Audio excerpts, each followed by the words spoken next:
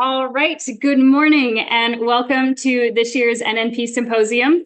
The symposium started in 2020 as a fully online live streamed event. In 2023, we first partnered with Central States to make it a hybrid event. So we are back in Schaumburg. We have people here in person in the room who are attending the show, and we have viewers online who are watching via Zoom. So just a few reminders for people online. Everyone here can participate in pretty much the same ways. At the end of the presentation, we will do a Q&A. So if you're in the room, obviously, just raise your hand and we'll call on you.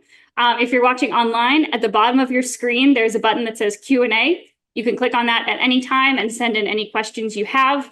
We will not read off your names or anything. It'll just be the questions asked.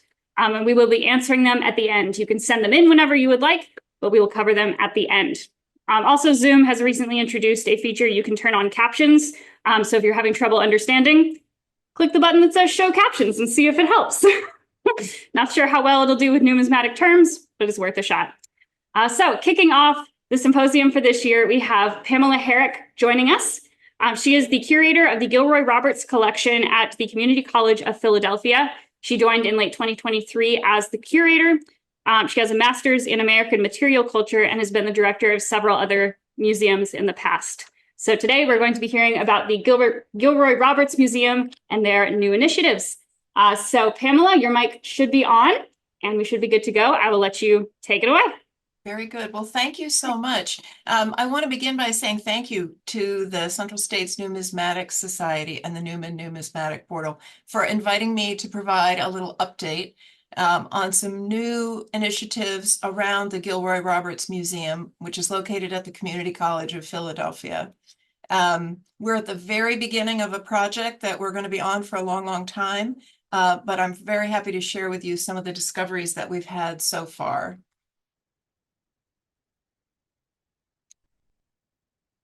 So I joined CCP, as Leanna said, in late 2023 as the first curator of this Gilroy Roberts collection. My training is in the Winterthur program in American material culture. And so my interest is in objects, of course, their creation and their original intent for usage. I'm also very interested in their use and reuse over time, and the ways in which this can change the inherent meaning of an object for us. And I'm looking forward to applying this methodology to this collection, the Gilroy Roberts collection. So the collection is actually the personal collection of Roberts. As you will surely know, he was the 9th chief engraver of the US Mint, and he's best remembered as a medallic portrait artist and the creator of the John F. Kennedy $50 in 1964. The collection is the complete contents of his home studio and his personal numismatic sculpture collection. It is actually owned by the Gilroy and Lillian P. Roberts Charitable Foundation, which Roberts founded in December of 1982, 10 years before his passing. And his intention was quite simply for it to, quote, do good work. It has a long history, the foundation has a long history of supporting CCP, our community college, Temple University, and numerous other nonprofits in the Philadelphia region and beyond. When he died in 1992, Gilroy Roberts bequeathed his personal collection to the foundation. And from its inception, the foundation was guided by Roberts' good friend and Franklin Mint board member, chair of its finance committee, Dr. Stanley Mervis. He led the foundation until his death in 2021. And it was Dr. Mervis who brought the Gilroy Roberts collection to CCP in 2012, where it remains on a long-term renewing loan to the college. The collection has previously been exhibited by the American Numismatic Association, and they produced a number of traveling exhibitions as well. So the Gilroy Roberts Foundation supported the design and construction of a permanent exhibition gallery here at the college. You see a photograph of it here. It opened in 2013. So a little bit about Gilroy Roberts. In a sense, when the Gilroy Roberts collection came to the Community College of Philadelphia, it came home. Pictured here in this historic postcard is the third U.S. Mint building in Philadelphia. It was in operation from 1901 to 1969. And in 1971, the General Services Administration transferred it to the community college, and the college began offering classes in it in 1973. So Roberts worked in this U.S. Mint from 1936 to 1938, initially as a medalist and understudy to its chief engraver, John Sinnock. Sinnock had seen Gilroy Roberts' sculpture exhibited at the Pennsylvania Academy of Fine Arts for one of their annual juried exhibitions, and he had also known Gilroy Roberts' mother. Blanche Gilroy Roberts was a student of Thomas Eakins at the Pennsylvania Academy, and Roberts' father is John Taylor Roberts, who was also a sculptor, died when Roberts was about 15 years old. So Gilroy Roberts' only formal education at the time that he joined the U.S. Mint in 1936 was 1 year of evening courses in drawing and industrial art at the Frankfurt High School. He signed up for those courses because he was newly married, and he thought becoming a sign painter might be a good way to earn a decent living. After 2 years at the Mint, with a looming threat of layoffs, he transferred to the Bureau of Engraving and Printing in Washington, D.C. His personnel file from the National Archives gives us a sequence of his job titles there. He began simply as helper. The job was designing and engraving dies for badges, emblems, insignia, and stamps. And he became a die sinker's helper and eventually a picture engraver over the 6 years that he worked at the Bureau of Engraving and Printing. And here we see in the upper right-hand corner his engraving of Alexander Hamilton on the 1-cent stamp. The move to Washington, I think, was very intentional because it offered him the opportunity to study at the Corcoran Art School, which he did from 1939 to 1942. And this was key to his advancement in his field. He returned to the U.S. Mint in Philadelphia in 1944, where he remained for 20 years. And we'll look at his work at the U.S. Mint in more detail shortly. In 1964, he effectively was headhunted by Joseph Siegel, who was the founder of General Numismatics, which became the Franklin Mint. Throughout much of his professional life, Gilroy Roberts also executed a large number of commissions for the Medallic Art Company, to which he was introduced by John Sinnock. So our collection includes material from each aspect of Roberts' professional career. When I arrived at the college, the bulk of the collection had been in storage for 10 years. It was inaccessible for research, teaching, exhibition, and publication. As a first step, we developed a strategic plan, which focuses on collections management, cataloging the collection, research, partnering on exhibitions and programs with other organizations, and making the collection available for loan and for research requests. And our ultimate goal is to produce a comprehensive catalog on Gilroy Roberts' career. So in terms of collections management, we've just come to the end of what I think of as a long period of unpacking and enumerating. So we've been busy unboxing and counting. We moved the collection from remote storage, unboxed, made an inventory. We're now in the process of photographing the collection, and I'm cataloging it using an online collections management system called Catalog It, which will make the collection completely available for public access digitally in the near future. In this work, I'm assisted by a small but mighty team of CCP work study students. And here you see on the left, Sarah Ulrich helping during the unboxing phase of the collection's work. And in the center, Jamondre Fleeks, who more recently has helped with rehousing the collection. And you'll see on the right-hand photograph, a system that we came up with for housing our cast collection. So we have about 1,000 objects in our collection, makes it a very small collection, makes our work completely doable with a staff of one. And we are actively collecting, adding to this collection. So the collection includes 190 plaster cast, Most of them are from the Franklin Mint period of Gilroy Roberts' career. Several of them are from the Medallic Art Company. And the storage system we have devised is shelving, as you see in this photograph. The shelves are tipped slightly so that the casts roll back and stay put. The shelves and back of the unit are lined with polyethylene, which is an inert foam, and we've cut polyethylene sheets between each cast to prevent abrasion as they're removed from the shelves. And my students have very kindly built spacers that we can place when we remove a cast from this storage. We also have a sheet of polyethylene on the top to prevent dust. Curators love these kind of details. One of my favorite things, and you can see it in this image, is that at the end of his life, Gilroy Roberts marked the edges of his personal cast collection, and in his shaky script gave us the title of each image. In addition to the casts, the collection includes 127 drawings. More than half of those are from his U.S. Mint career. We have approximately 25 medals, plaques, and galvanos, most of these from his Franklin Mint period.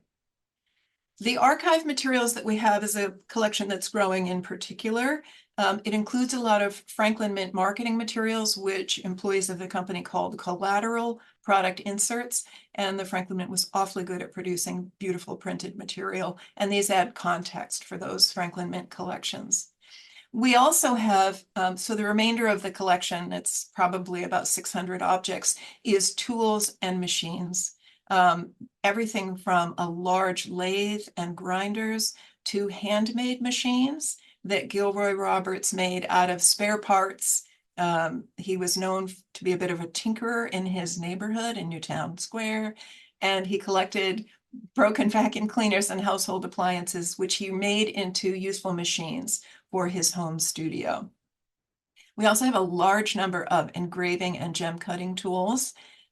We have material that he used to build telescopes and a sundial, which was also two interests of his. And I'm really thankful to have the owner's manual for every machine the man ever purchased.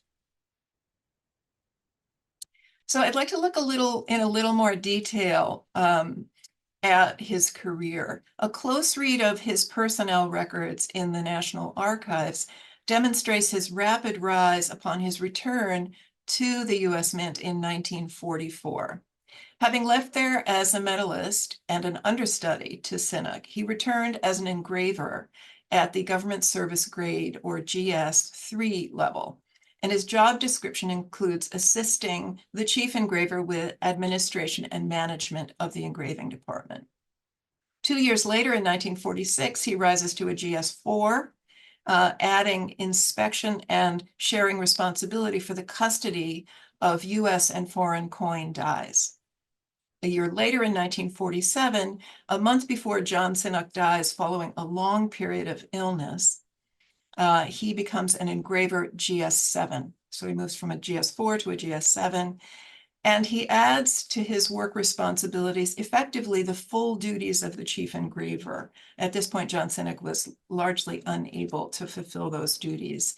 And so the chief engraver's role adds administrative and supervisory duties that included estimating time and cost for jobs, scheduling 14 machinists and 4 skilled craftsmen, 1 clerk typist, record keeping and custody of metals, master dies, and hubs used in U.S. coining and approximately 25 foreign countries' coining, supervising the manufacturer of dies, creating original designs in finished drawings and scale models, calculating production proportion for reduction of models, and engraving on steel dies and hubs. In July 1948, President Truman officially appoints Gilroy Roberts as chief sculptor and engraver of the Mint, and he rises to a GS14 from a GS7. So in a period of 4 years, he moves from what had been a GS3 to a GS14 with increasing administrative, supervisory, and production responsibilities, while concurrently taking on private commissions for the Medallic Art Co., to which he had been referred by Sinnock. These may have begun as early as 1944 and continued until 1986. The last medal that he appears to have produced for the Medallic Art Co. is pictured here. It's the Britannica Award produced in 1986 by Mako for the Encyclopedia Britannica. So in this phase of unboxing and enumerating, we've been doing quite a bit of counting, and this I really appreciate the assistance of my work study students. So what you see here is a graphical representation of Robert's total artistic output from, on the left, the US Mint, in the center, the Medallic Art Company, and on the right, the Franklin Mint, over his roughly 50-year career. The Franklin Mint number is complete at 173 projects. Our Mako research is ongoing, and this number, 72, is likely to increase. And these tell us something about the differing roles he had at the US Mint and the Franklin Mint, where at the US Mint he produced 36 objects. So the role of chief sculptor and engraver at the US Mint was complex and varied. It involved administration, supervision, production, and design. Over 22 years, that resulted in the least number of design projects of his career. His Medallic Art Company commissions were mostly, though not exclusively, executed during his US Mint years, and at more than twice the number of projects that he produced for the US Mint. However, his move at age 59 to the Franklin Mint began a period of consistent and prolific artistic output. And we'll take a closer look at his role at the Franklin Mint in a moment. So I wanted to show you one example of an object from our drawings collection, which I think is some of the most significant material that we have. This is Vice Admiral, at this time, Vice Admiral Hyman G. Rickover, who is considered the father of the nuclear navy. He was awarded 2 Congressional Medals of Honor, one of only 7 Americans to have been recognized twice by Congress. He realized the potential for a nuclear marine propulsion of submarines and led a team which developed the first reactor, and that was on the USS Nautilus. He was promoted to Vice Admiral in 1958 and awarded the first of his 2 Congressional Medals of Honor, and that was by the Joint Committee on Atomic Energy of Congress. So the obverse of this congressional medal was sculpted by Frank Gasparo, who was the assistant engraver in the US Mint, and who would succeed Gilroy Roberts as chief engraver when he left there in 1964. And it's signed on the truncation of the bust, and I've given you a detail of that. Our collection includes this final presentation sketch for the obverse portrait, signed and dated by Gilroy Roberts in 1958. And while the figure of Rickover, in my opinion, is more lively in the sketch, with the crown of the head of Rickover pulled toward the viewer over the text, and the truncation of the bust softened at the lower edge of the medal, the final executed design on the medal is clearly Robert's design, executed by Gasparo. We also have in our collection 4 drawings for the reverse of this medal, which were designed and sculpted by Gilroy Roberts. And these drawings show a sequence of the development of the design. The first drawing is in the upper left, and it's on an inexpensive pulpy paper. We have quite a few of these in the collection. And then that's followed by a succession of 3 presentation drawings.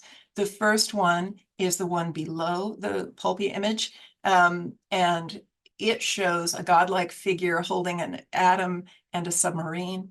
And then that image gets modified to include a standing figure with the submarine and the symbol of the atom. And then a third proposal drawing is a little bit busy. It includes a surface ship, a submarine, a nuclear reactor, and as well as this godlike figure. And then you see the final produced medal on the right. So having these drawings is a wonderful way to show the process of development of a design at the US Mint. So one of the things that we're doing is we're working to contextualize our collection. by conducting oral histories and creating a digital archive of interviews that will be available for people doing research. The Franklin Mint, because it is a more recent history, affords us an opportunity to speak with a small number of employees who worked directly with Gilroy Roberts, which is very exciting. Gilroy Roberts Foundation members have been instrumental in connecting us to leaders within the company, as many of them are the children of original founders of the Franklin Mint. To date, we have recorded interviews with founding executives, as well as one of the members of the sculpture department, and that is Terry Jones. Terry is the gentleman in period clothing in these Polaroid images, which are from his personal collection. They were taken in the sculpture department at the Franklin Mint in the early 1970s in preparation for bicentennial commemoratives. And he said to me that the artists often posed as models. He happened to be an historical reenactor, had this wonderful costumery. So there are a number of images of him posing for his colleagues. But then you also see on the right, people just holding a staff or draping a lab coat over their arms to give sculptors life samples to work from as they created their designs. So Terry Jones's father-in-law was working to find jobs for recent Princeton grads when he had a meeting with Gilroy Roberts at the rapidly expanding Franklin Mint in 1968. He mentioned his son-in-law, who was an artist. At that time, Terry was just 2 years into art school. And Gilroy Roberts very kindly invited Terry to come in.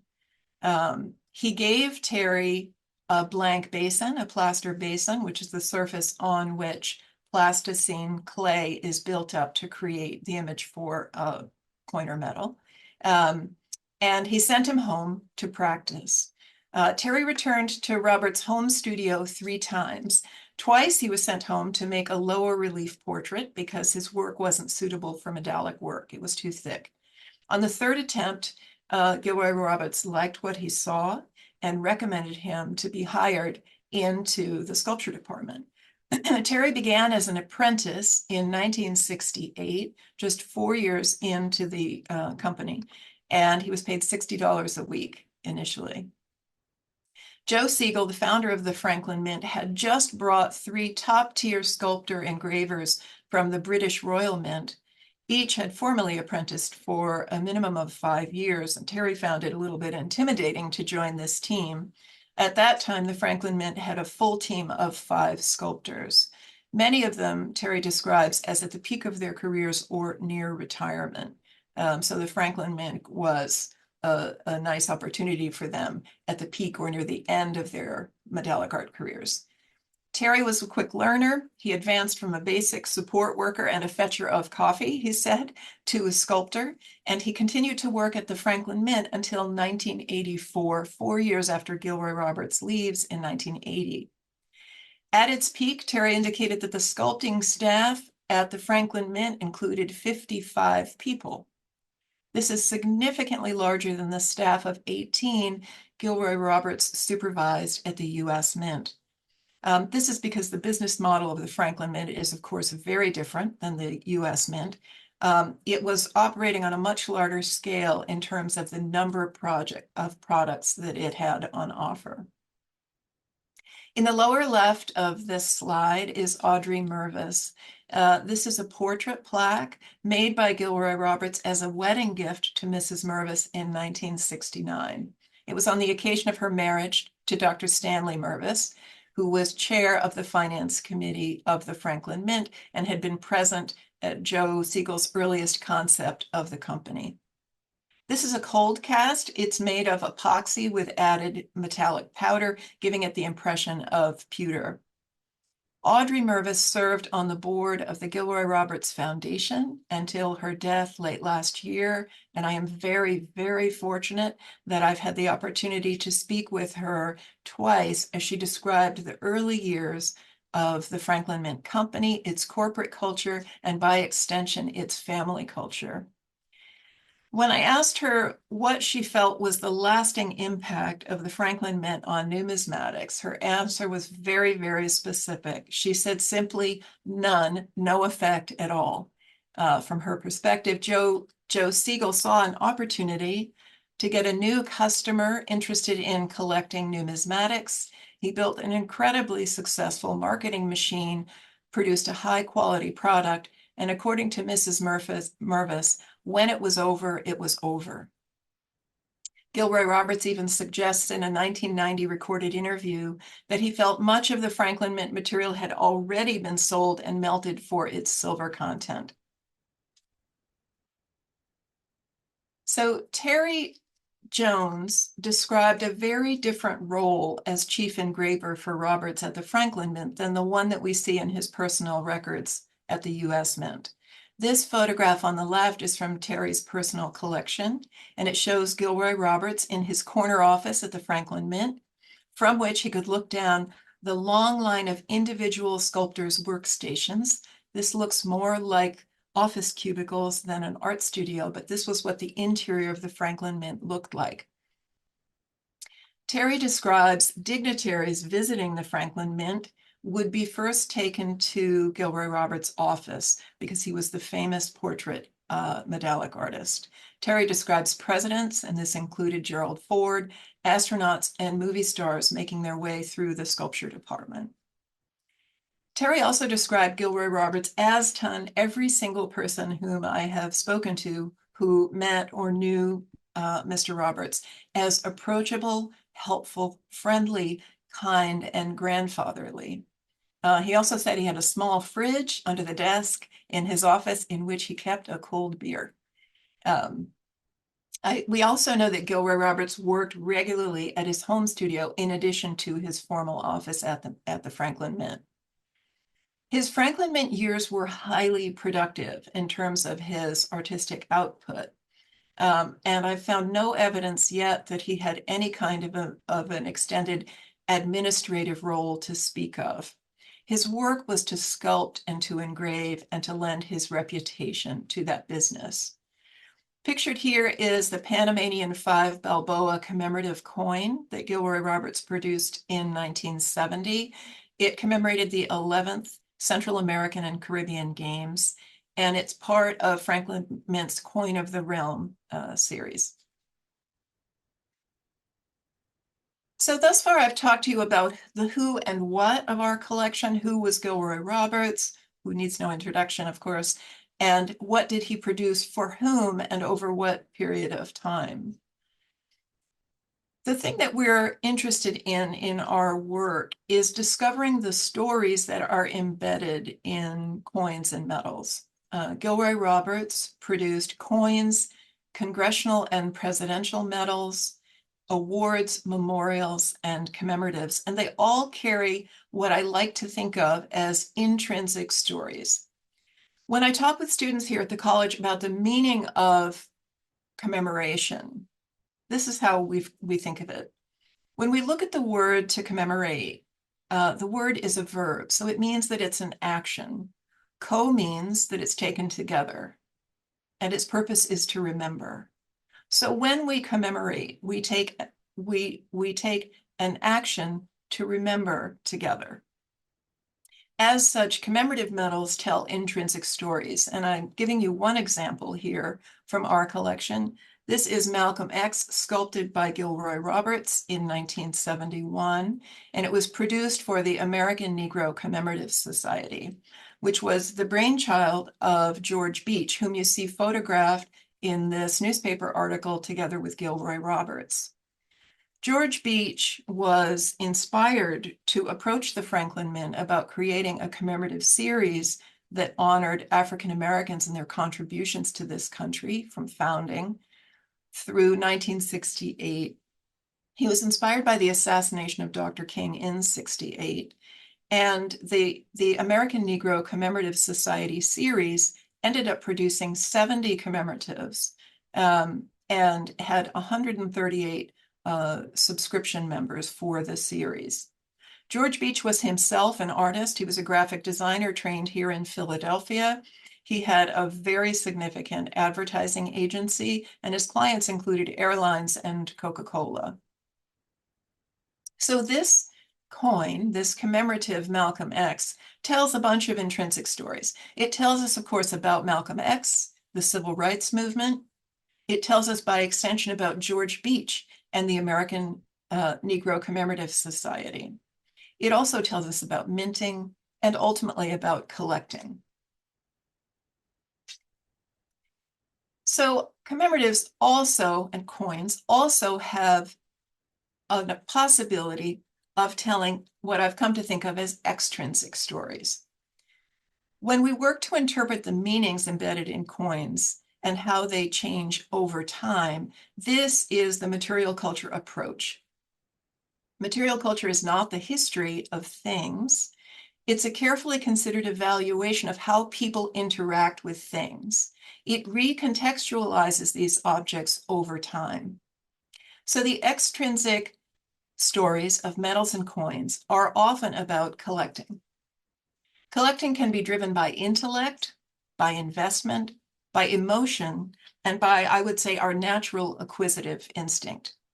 Pictured here is the Delaware Memorial Bridge commemorative medal, produced in 1968, minted by the Franklin Mint, designed by Gilroy Roberts for the Delaware River and Bay Authority.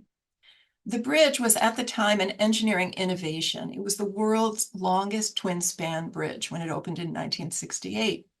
This medal was sold by the Delaware Trust Company, and the photograph that you see here is the main branch on King Street in Wilmington, Delaware. It was the only venue selling the silver medal on its release date. The dies were destroyed on the day of the sale, creating authentic scarcity, which is a bit of marketing brilliance. And people lined up around the block beginning at 5:30 a.m. for a sale that would begin at 10 a.m. on a Thursday morning. And these medals sold out within hours. One of the observers of the line said it looked like a run on the bank. So this extrinsic story is very much about the medal itself and the bridge it represents. Its sale triggered buyers' intellect, their appreciation for a marvel of engineering, their belief in its quality as an affordable investment, and their emotion. They became part of something bigger than themselves when they stood in this line on a Thursday morning. And it also satisfied an acquisitive instinct. So this extrinsic story, I would say, centers on the moment of production and sale of this medal. So I'd like to share with you another extrinsic story. This example is one which I would say completely changes the meaning of the coin. This is from the personal collection of a colleague of mine here at CCP named Leslie Bluestone. This Liberty Head $20 coin, gold coin, is from 1874, and it hangs in her home on velvet, black velvet in a gold frame, together with a photograph of her maternal grandparents' family. This is Sonia and Yitzchak Sokolowski, photographed in 1938. The Sokolowskis were a Jewish family with 4 children, Leslie's own mother not yet born in this image. The family had emigrated from Poland to France, and when the Nazis advanced toward France, Leslie's grandmother had just delivered Leslie's mother. Most of the Sokolowski family dispersed, ending up in 4 separate places, 2 walking across the Alps, eventually ending up in North Africa, 1 child sent to a rural farm, and 1 daughter with an identification card given her by a classmate and friend was hired into the home of a police officer's family. Leslie's grandmother and newborn mother could not leave and stayed behind in the family home. Each family member knew that 12 gold coins had been mortared into the wall of their garage. If any of them survived the war, if their home survived the war, they knew where to find their secret cache. This was the family's survival cache. The great news is that all of the family and their home did survive the war, And this coin has been passed down to Leslie. This coin is no longer cash. It has become something entirely different. It is the embodiment of this family's story of survival. And the extrinsic story, I would say, has completely changed the meaning of this particular coin. So as we undertake a thorough study of Gilroy Roberts and the meaning of his career, we're also taking the opportunity presented by his Kennedy $50 memorial coin that was collected by a grieving American public to the point of hoarding, in order to be part of something larger than themselves and with the hope of something that would have investment value in the future. So the response of the American public to the JFK $50 tells a much bigger story than that of the coin itself. And it's that kind of interpretation that we're going to be doing as part of our project as well. So I would like to end by making an invitation to you, whether you're a scholar or collector or someone interested in numismatics in any way. I invite you to use our growing collection of research materials. My team of work study students are amassing an extensive library of original historic newspaper articles, both digitally and in print, which are organized by topic, saving folks time in research on aspects related to Gilroy Roberts and the mints for which he worked. I would love for any of you to reach out to me to share your own stories of coins, that we might add your story to our digital archive, and they need not be as compelling as Leslie Bluestone's family story, escaping the Nazis. And I also invite partnerships with organizations that produce exhibitions and public programming. We're really just at the beginning of this project and very excited about the opportunities that this collection presents, and look forward to working with all of you in the numismatic community.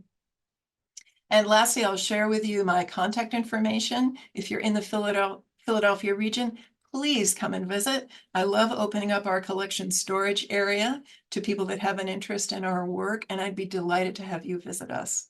So thank you. Thank you very much.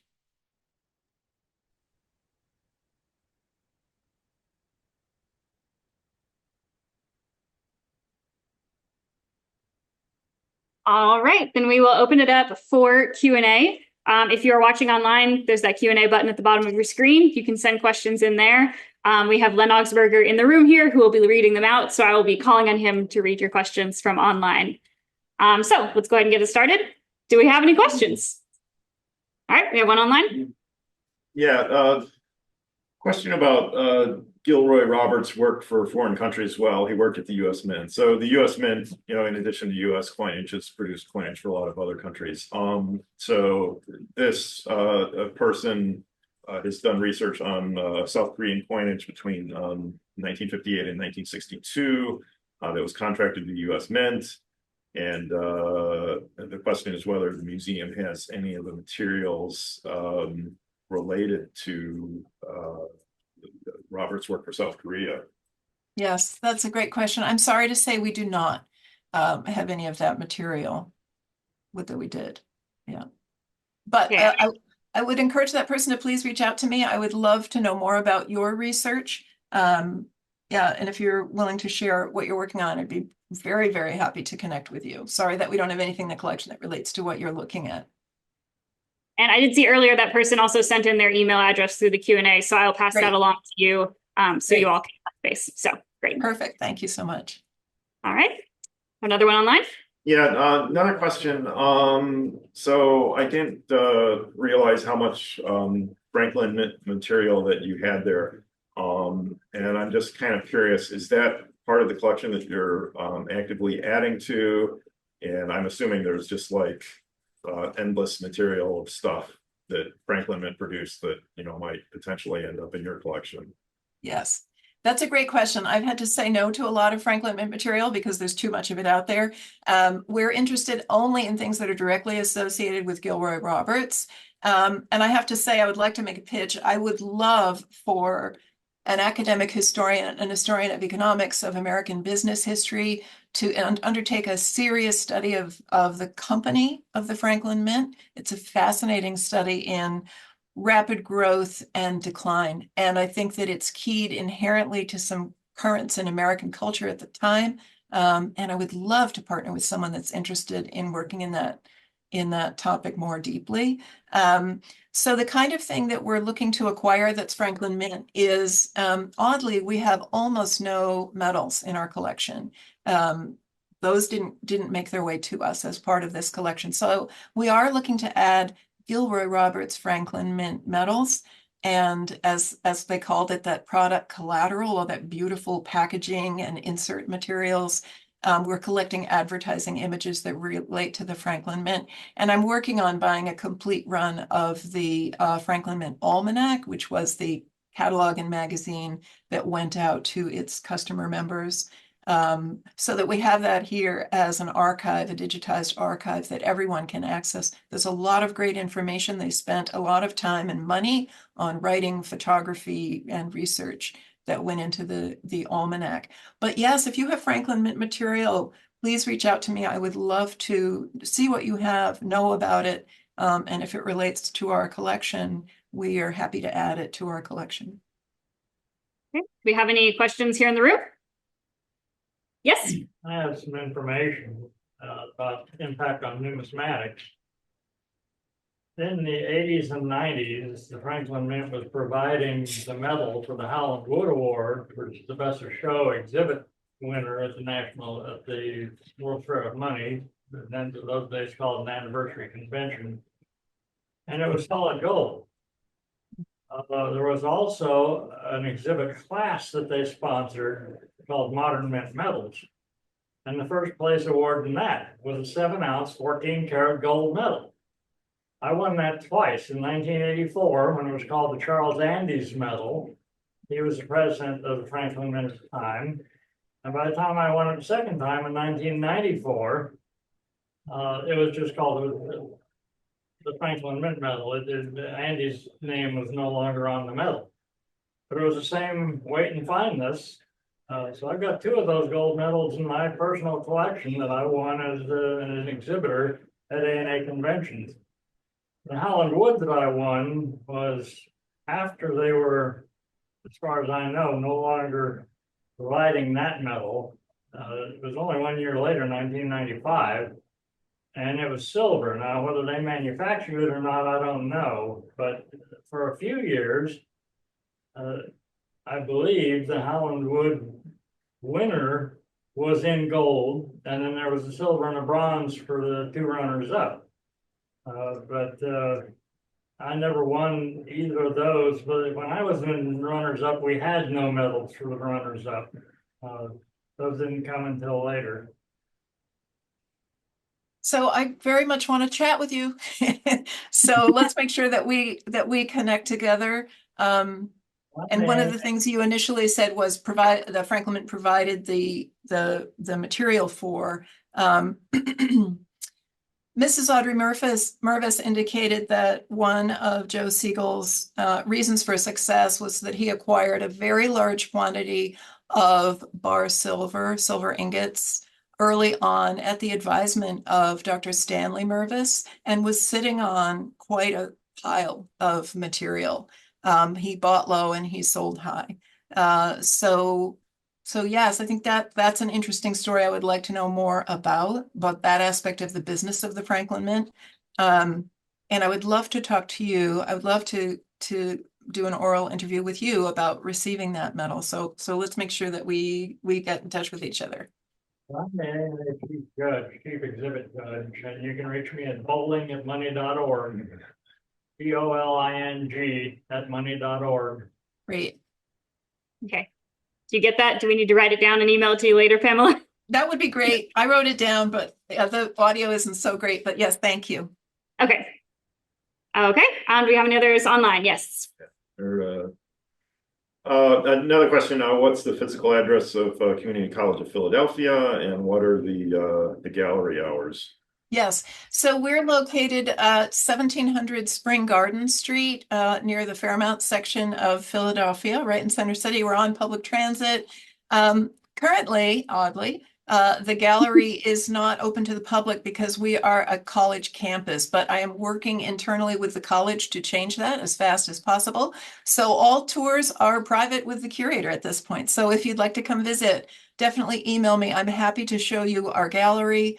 I'm working on a tour of the Mint building itself, which has not been really made publicly available in quite a long time. It's a fascinating building. The vaults are in place. It's really worth a visit. So we're working on a visitation program and public tours of both the building and our gallery within the building. But don't wait for that. Please contact me now. I'm happy to show anybody through. And just a reminder for anyone, her email is still up on the screen, but if you can't read that or don't have it written down or anything, you can always just go to the symposium website. There's a page that says contact us, send us a message, and we can happily put you all in touch. So if you have any issues, that's another way to get in touch with her. So, any other questions? Yes. Yeah, I just want to say thanks to the Roberts Foundation for making all this happen, and I think this is wonderful, and I hope to see all the content get developed further and shared with the numismatic community. Yeah, thank you. I'm really looking forward to that. I'm a newbie in numismatics. I bring that material culture approach. So some of the storytelling we're doing, I hope really enriches our interpretation of this material. And I do want to say this about the Gilroy Roberts Foundation. This role was initially a half-time curator role. And when I opened the boxes and was able to reflect back to the foundation that this is actually an internationally significant collection, they increased their funding to make this a full-time role and provide a small budget for the project as well. And so their commitment has doubled to this project. So the full-time position began only in November. So yes, a lot of credit to the Gilroy Roberts Foundation for carrying on this work, and for Gilroy Roberts himself for deciding that all the stuff in his studio, every last engraving tool, was significant, because it is significant. That's awesome. All right. Any others? Nope, I'm not seeing any hands. So I think we're going to wrap it up there. And just a reminder, all of these all these presentations are being recorded. So in about 2 weeks, all of them will be available online. If you want to be notified when that happens, just get on the symposium's email list. You can sign up on our website, or we have a piece of paper at the back of the room by the plastic cups. You can sign up with your email as well. So it will be about 2 weeks for all those recordings to be processed. Otherwise, our next presentation will be beginning at 10:30 Central Time. We've got Elizabeth Hahn and Lillian Salati from the Art Institute of Chicago. We have a whole little group of different institutional collections this morning. So I hope you all will be back to join us for that one. Otherwise, thank you so much, Pamela, for taking the time out to join us and let us learn about a collection that some of us haven't heard very much about. So that's all for me. We'll be back soon.